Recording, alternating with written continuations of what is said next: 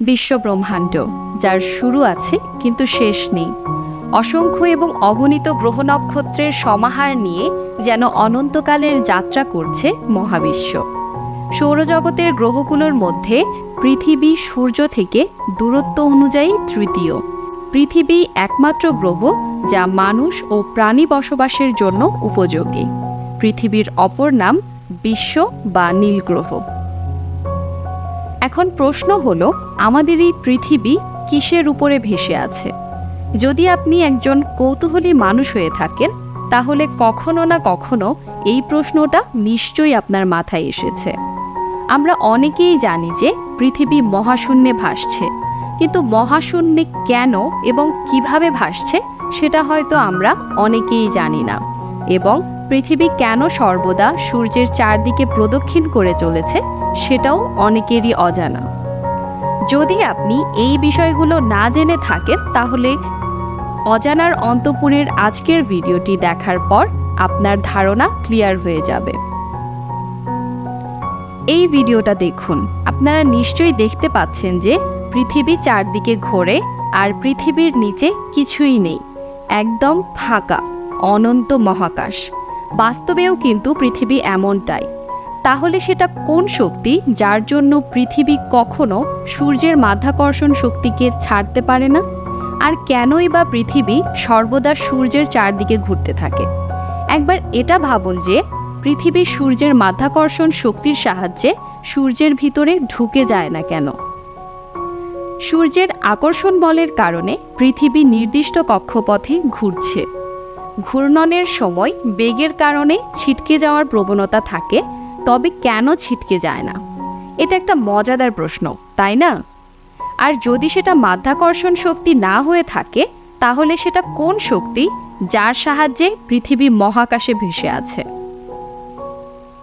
পৃথিবী নিজের কক্ষপথে 24 ঘন্টায় একবার ঘোরে, আর সেজন্যই পৃথিবীতে দিন এবং রাত হয়ে থাকে। একেই পৃথিবীর আহ্নিক গতি বলা হয়। আর এই মোশনের সাথে সূর্যের চারদিকে পৃথিবী প্রদক্ষিণ করতে থাকে, যার ফলে পৃথিবীতে 1 বছর পূর্ণ হয়। একে পৃথিবীর বার্ষিক গতি বলে। আর এই বার্ষিক গতির ফলেই পৃথিবীতে দিন রাত ছোট বড় হয় এবং ঋতু পরিবর্তিত হয়। পৃথিবী সহ সৌরমণ্ডলের সমস্ত গ্রহ সূর্যের বিশাল মাধ্যাকর্ষণের জন্য সূর্যের চারদিকে চক্কর কাটতে থাকে। এবার প্রশ্নটা হলো, সূর্যের মহাকর্ষীয় ক্ষেত্র কিভাবে এত বিশাল হলো? চলুন বিষয়টা বুঝে নেই। ধরুন এটা মহাকাশ। এই মহাকাশ একটা অনেক বড় চাদরের সমান, যার উপর সূর্য একটা অনেক ছোট এবং ভারী বলের সমান জায়গায় আছে, যা স্পেস টাইম অর্থাৎ চাদরে গর্ত তৈরি করেছে। আর সূর্যের দ্বারা তৈরি এই গর্তের কারণেই বাকি ছোট ছোট বলের মতো গ্রহগুলো এই বড় বলের দিকে আকৃষ্ট হতে থাকে। সূর্যের দ্বারা স্পেস টাইম অর্থাৎ চাদরে তৈরি এই গর্ত অনেক বড় মহাকর্ষীয় ক্ষেত্র নির্মাণ করে। এই থিওরিটা মহান বিজ্ঞানী আইনস্টাইন মহাকাশে গ্র্যাভিটির মেকানিজমকে বোঝানোর জন্য বলেছিলেন, যাকে জেনারেল রিলেটিভিটি থিওরি বলা হয়।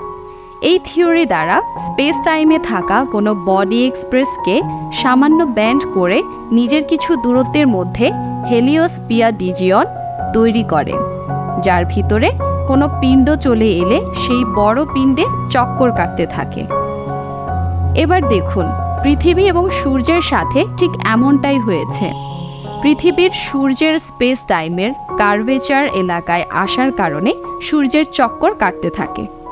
আজকের ভিডিওটি দেখার পরে অন্তত এই বিষয়টি আপনাদের সবারই ক্লিয়ার হয়েছে বলে ধারণা করছি।